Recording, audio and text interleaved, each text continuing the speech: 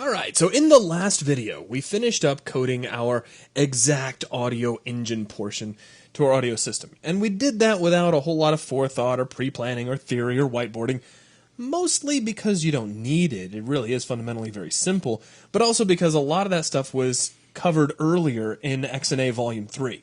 That's right. We've already established the ability to use the exact tool. Right. And we found that the actual implementation of that created data is very simple. You create a set of classes. Those classes let you work with the files that you generate and build inside of Exact and Visual Studio, and the end result is simple sound playback. Well, see, the cool thing about it is, to me, it's almost magical, because you create your little XGS file with Exact. You also create your sound bank and your wave bank. And really, XNA does a lot of the work for you. So here's XNA, which is a lopsided box if you didn't know. And it just combines all of that together, and you get sound. You really don't have to worry about much more than that. Exactly. Once all of these things have been built inside of Exact, inside of XNA, you simply leverage those with a set of given classes, and the end result is audio playback. So let's slide that out of the way. What we're going to do now is talk about DirectSound, because in the next video we're going to be coding the DirectSound portion of our sound engine, and things have to be handled a little bit differently. So what we'd like to do here is give you a kind of a primer, some theory if you will, on one of the specific methods that we're going to have to work on, specifically the load sound feature, or the load sound method, excuse me, because that's actually where we have to get in and deal with data and get our hands dirty. And it's a lot more complicated. Well, okay, it's not significantly complicated, but there is more to it than there was in Exact. So we thought it'd be a good idea to kind of draft it out for you. First off, here's how DirectSound works. So we have the noisemaker on your computer, and plugged into this by way of DirectSound, you have a sound buffer. And you can think of the sound buffer as merely a way of moving audio data into the sound card. Yeah, we're not really worried about what happens, in between these lines or whatnot. Really, we have this sound buffer, and it's going to make your speaker honk in some way. However, this sound buffer is being handed other forms of data. Here, let me draw some slightly nicer looking boxes. That's what the shift key is for. So here's a piece of wave data, and that's my waveform. I hope you like it. And let's see here. Let's make a few of these, just for this specific example. So what we've got here are different sound, also other sound buffers that are being plugged into our first sound buffer. So yeah, believe it or not, these are sound buffers too. So the idea here is the same kind of data is stored in each of these buffers. Yeah. They are all containing audio data that can all be played back on the sound card. Mm-hmm. And all of these are being mixed together and then sent out to your speakers. Now, the problem here is that you have these two different kinds of sound buffer. So these really do have designations. Right. The idea here is that that primary sound buffer is a buffer generally managed by DirectSound. Right. And the idea is that you can feed in any number of secondary sound buffers, and then you have a scenario where DirectSound will mix those buffers on the fly for you and dump those out to the primary, where the sound is then generated out to the sound card. So here's the key behind DirectSound. You have a primary sound buffer, which is being fed data from secondary sound buffers, and those secondary sound buffers kind of represent the actual sound themselves, like the information from the wave files, is how we'll put that. Now, you can have any number of these secondary sound buffers, however much you have memory for. And can't these technically come from hardware or software?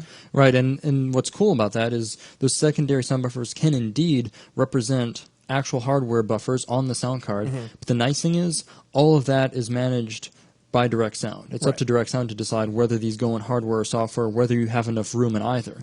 The nice thing here is that to us as the programmer, we're allowed to work from the view of secondary sound buffers and leverage the mixing functionality that happens inside of DirectSound. Right, so to put it really simply, all we have to do is create these secondary sound buffers. If we can make a list of these secondary sound buffers, we can rely on DirectSound to handle all of the mixing and playback for us. So in the end, what we want to do, if I slide all that out of the way, is we want to make, excuse me, we want to make our own secondary sound buffer. So let's take just a minute and talk about the anatomy of a secondary sound buffer. The way this is put together inside of DirectSound for our purposes, and kind of a simplified view, is that there are two key pieces of information here inside the secondary sound buffer.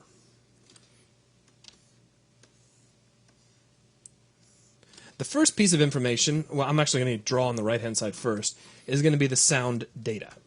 Again, that's the actual data that's going to be read by the sound card. Right. The other piece of information is a sound buffer description. Now, the idea of having a separation here is the data in the sound data portion is pure audio data. Mm-hmm. There is no information describing that data contained within it. It is only audio data. That means that in order to correctly play that data, we do need to tell DirectSound at some point what the properties, what the parameters of this data are. Yeah. That means things like, how many channels does the sound data have? Is it mono or is it stereo? After that, we need to tell it, what is the sample rate of the sound data? Is it 44 kilohertz? Is it 22 kilohertz? Is it some other sample rate? So we've got this list of things that we need to put together to describe the actual data. And that's the stuff that goes in the sound buffer description. In essence, the sound data is the what, and the sound buffer description is the how. Because really, the sound buffer description is going to tell DirectSound how you're supposed to be playing that sound data. Exactly. Now, we need to get this information from a WAV file.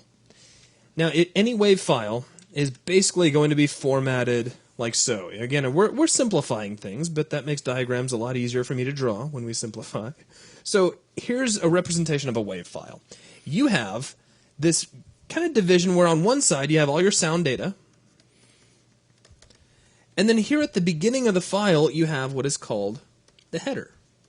The idea here, the reason that this is drawn as a single continuous box, is to represent the fact that a WAV file really is a continuous series of bytes that are stored on your hard drive. Right. It just so happens that this one block of data is divided. You have this header section over here at the beginning, and then the remainder is your data. So conceptually, if you think about it, this header is really, it kind of shares the same relationship to the sound data as our sound buffer description does to the sound data up here in our secondary buffer. Really, the header tells us how we're going to play the sound data. Exactly. It's instructions on how it's going to be handled. So at first, you're probably thinking, well, why don't we just take this data and plug it straight in?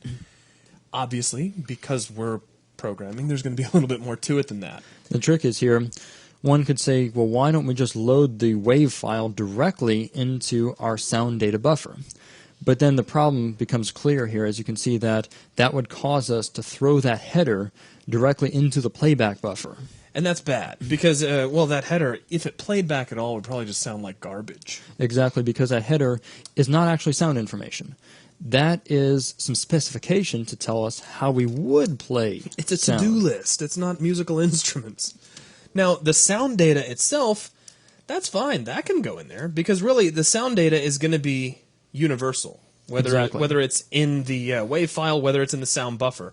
It's the same data. So that's true. We do that data that's coming out of the WAV file.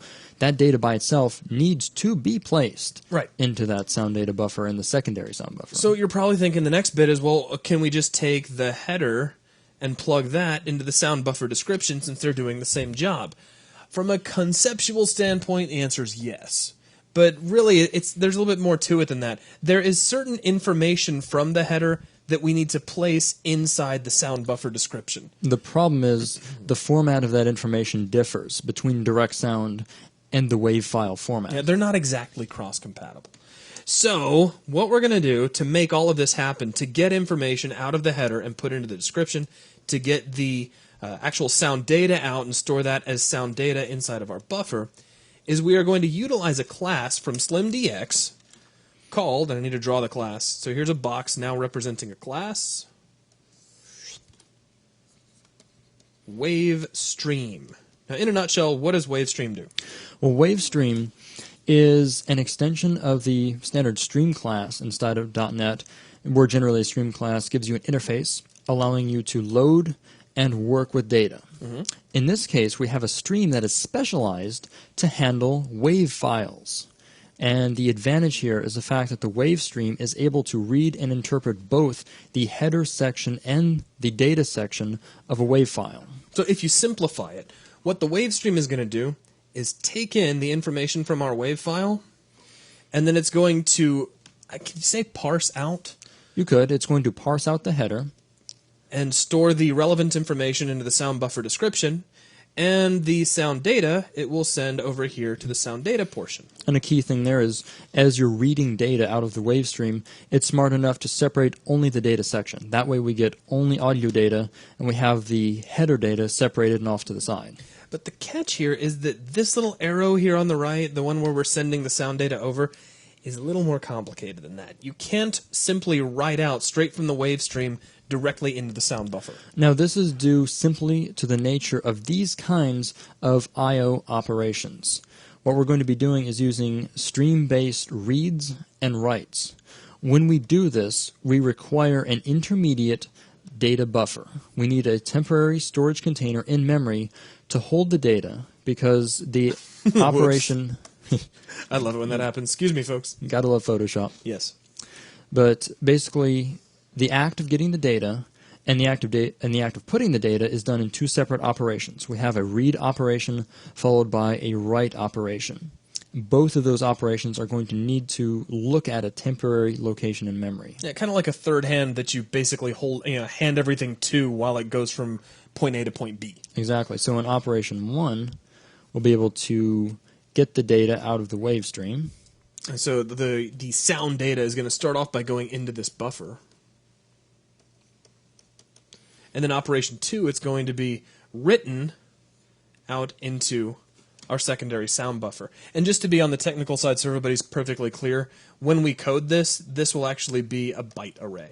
That's correct. And that is simply a type used by these stream reading operations. Yeah, that's actually the key thing here, is the read and write operations are technically looking for a byte array. You have to have a byte array for them to be satisfied. Exactly. It simply makes a good generic storage container for these operations. So we can erase that arrow, and we'll just kind of replace our little broken walls here. So what we're going to do is take the information from our WAV file, use WaveStream to break it up a little bit such that some of the information from the header will be sent into the sound buffer description. The remaining sound data will actually be passed off to a temporary sound buffer, or just a data buffer is what we're going to call it. In fact, let's write that down. This will be a data buffer because it's storing that sound data. And this will be a byte array, and then it will be written back out from that data buffer into the secondary sound buffer. And once we have all of that, we have just completed construction of a secondary sound buffer. In effect, we're done. So that later on, we can create... Now, if you remember earlier in the exact engine, we had a list of different sounds that we were storing just as a list of names. Now we're going to be actually storing a list of sound buffers. That's right. So where we're creating these sound buffers with our commands here for using WaveStream, when we're done, we're going to have a stack of sound buffers, each one corresponding to a different sound effect. So there'll be sounds inside these. Now I'm just simplifying, drawing little waveforms. And if we go back to our DirectSound drawing, it's very similar to what we need for DirectSound to operate in the first place. Exactly. All we're going to do is inside of this sound engine class that we're going to write is we'll make sure we have a list of these sound buffers. That will give us access to them at will so that we can invoke playback upon them. All right, so now you know what we're going to do, kind of the theory behind it, why why we're working with these buffers, because DirectSound has a primary buffer. It has secondary sound buffers, which technically are the sound effects themselves. We've got to establish secondary sound buffers for each of our sounds, and this diagram pretty much charts out how we're going to do it. What's cool is that diagram really shows exactly what we're going to be doing inside of the load sound method in our sound engine class. That's true, and just put a little, I'll draw a circle over here because circle would stand out against all these blocks. This is really the heart of the load sound method right here. This is what it's doing. This is what we'll be doing per sound effect, because in each case the result of this will be exactly one sound buffer. All right. And so we'll simply call this method repeatedly to get all of our sound buffers loaded. So I think with that we've covered probably the most serious part of the theory behind the DirectSound engine. So from here, let's go ahead and code that part of our engine.